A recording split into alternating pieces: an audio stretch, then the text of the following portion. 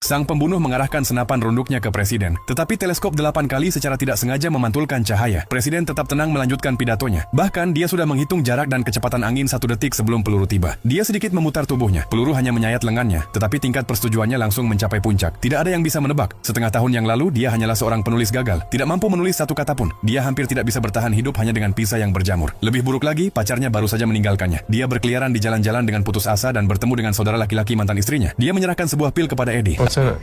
They've identified these receptors in the brain that activate specific circuits. And you know how they say that we can only access 20% of our brain? Well, what this does, it lets you access all of it. Eddie secara naluriah menolak, tetapi setelah iparnya pergi, dia tetap mengeluarkan pil bening itu. Begitu menyentuh lidahnya, dia merasa pusing dan ringan kepala. Sel-sel otaknya seolah-olah terbakar sepenuhnya. Matanya tiba-tiba menjadi cerah. Saat itu pemilik rumah datang dengan marah untuk menagih sewa. Eddie secara tidak sengaja melihat bukunya dari satu sudut saja. Dia menyimpulkan masalah dalam tesisnya. Buku itu adalah buku yang pernah dibacanya 15 tahun yang lalu. Tetapi sekarang dia mengingat setiap kata. Pemilik rumah sangat senang dan mereka menghabiskan malam yang menyenangkan bersama. Saat pulang, otaknya masih tak bisa berhenti. Inspirasi memancar seperti air mancur. Dia tidak sabar untuk mulai menulis, menyelesaikan seluruh buku hanya dalam satu malam. Namun ketika bangun, dia kembali menjadi dirinya yang lama. Untungnya naskah itu masih ada. Dia buru-buru menunjukkannya ke penerbit. Editor tahu dia tidak terlalu berbakat dan dengan santai berkata akan melihatnya. Tapi begitu Eddie sampai di rumah, dia menerima pesan dari editor. Setelah membaca beberapa baris saja, editor terpukau dengan kepandaiannya. Eddie tidak percaya dan akhirnya menyadari kekuatan pil itu. Dia buru-buru mencari iparnya, tetapi wajahnya penuh memar dan dia menghindari membicarakan pil itu. Dia menyuruh Eddie mengambil jas dari penatu. Eddie kembali dengan jas itu hanya untuk menemukan pintu setengah terbuka dan ruangan sunyi secara menakutkan. Dalam waktu sedikit lebih dari 10 menit, iparnya telah dibunuh. Eddie ketakutan dan mengambil tongkat untuk bersembunyi di sudut, baru kemudian menelepon polisi setelah memastikan aman. Tetapi kemudian dia tiba-tiba berpikir pembunuh itu mungkin mengejar pil itu.